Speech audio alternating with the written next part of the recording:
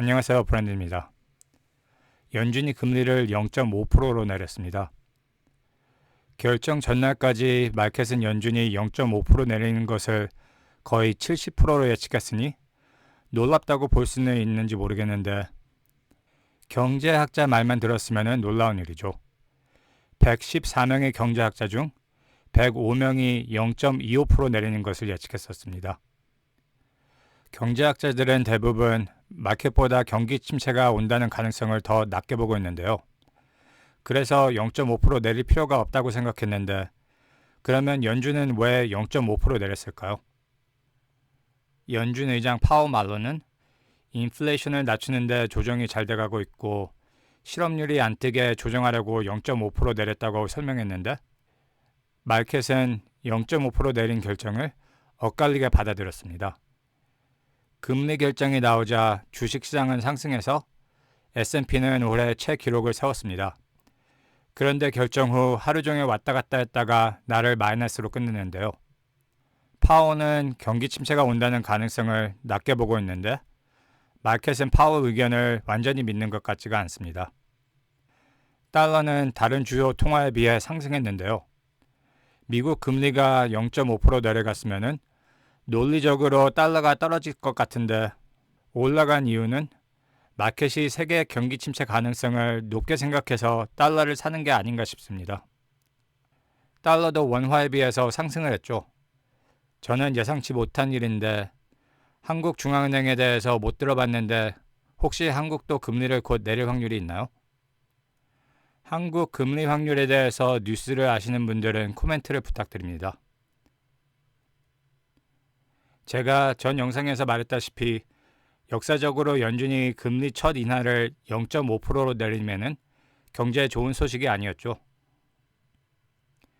얘가 두 번뿐이 없으니까 꼭 이럴 거라는 것은 아니지만 2001년과 2007년에 연준이 첫 금리 인하를 0.5% 했을 때 몇 개월 후에 경기 침체가 시작했습니다. 그런데 다음 12개월 이내 경기 침체가 안 온다. 전 영상에서 보여드렸던 차트인데 금리 인하 1개월 후 주식시장은 마이너스를 기록했지만 그 후 역사적으로 주식시장은 좋은 퍼포먼스를 보여줬습니다. 많은 베어들이 현재 상황을 2007년에 시작한 금융위기 때랑 비교를 자주 해줘. 그때도 연준이 첫 금리 인하를 9월 18일에 했습니다. 그때 마켓은 금리 인하 후 10월에 새 기록을 세운 후 하락하기 시작했는데요. 내일의 주식시장 선물을 보면 크게 올라가 있으니 기록은 내일도 세울 수 있지만 수요일처럼 낮에는 크게 올라갔다가 오후에 다시 떨어져도 놀랍지 않은 배경입니다. 연준은 경기 침체 상황이 나쁘지 않으니까 긴급 조치가 필요 없다고 말을 했는데요. 연준이 예측하는 다플라 차트를 보면 연준은 올해 0.25% 두 번 더 내릴 걸로 예측되어 있고 2025년에는 총 1% 내릴 걸로 예측하고 있습니다.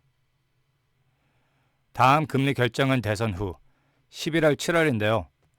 마켓도 연준 말대로 지금은 0.25% 내릴 것을 예측하고 있습니다.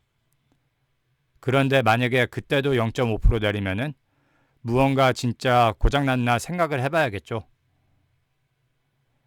연준 결정은 올해 말까지 그래도 대부분 논란 없이 말한 대로 갈 것 같고 연말까지 제일 중요한 데이터는 실업률입니다.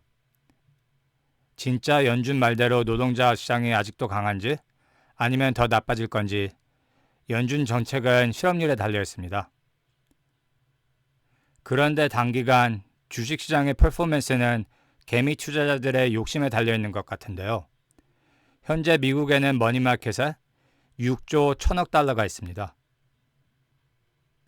현재 머니마켓 이자율이 한 5.1% 됐는데 연준이 이번에 금리를 0.5% 내렸으니까 머니마켓 이자율도 적어도 4.6%로 하락할 거고 연말까지 계속 하락할 거니 개미 투자자들이 돈을 머니마켓에서 주식으로 옮길 건지 안 옮길 건지 옮길 거면 얼마나 옮길 건지 주식시장 퍼포먼스에 큰 영향을 줄 것 같습니다.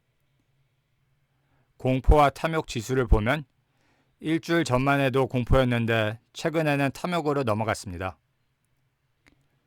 이 영상이 좋으셨다면 구독과 좋아요를 부탁드리고 지금까지 시청해주셔서 감사합니다.